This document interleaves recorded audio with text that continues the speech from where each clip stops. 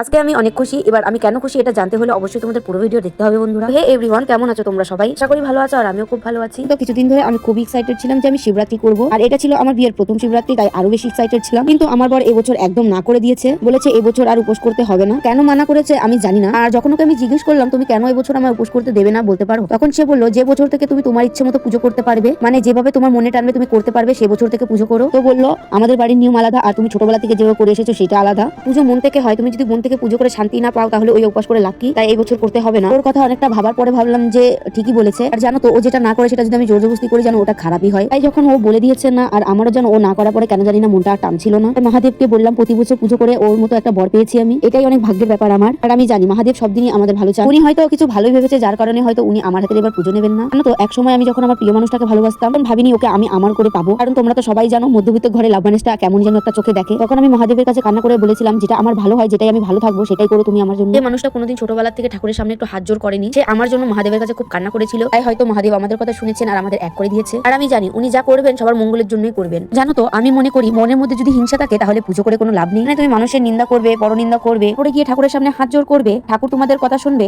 এটা একদমই না। উপর থেকে উনি সব দেখেন, সবার হিসাব রাখেন। আর আমি তো আমার ঠাকুমার মুখে শুনেছি স্বয়ং মানুষের মধ্যে বাস করেন ভগবান। কি করে ভাবলে তুমি কাউকে কষ্ট দিয়ে তুমি নিজেও সুখে থাকবে? দেখো এত কথার মাঝে আমি ভুলে গিয়েছিলাম যে আমি তোমাদের কাছে শেয়ার করবো যে আমি আজকে এত খুশি কেন। আর এই খুশির কারণ হচ্ছে কি জানো তো, পুরো পৃথিবীতে আমি দুজন মানুষকে খুব ভালোবাসি, মানে নিজের থেকেও বেশি বলতে পারো ভালোবাসি। প্রথমে তো আমার স্বামী যে আমার সাথেই থাকে, দ্বিতীয় হচ্ছে আমার মা। দেখো আমার মার সাথে বহুদিন পরে দেখা হয়েছিল যার কারণে আমি এতটা খুশি ছিলাম আজ।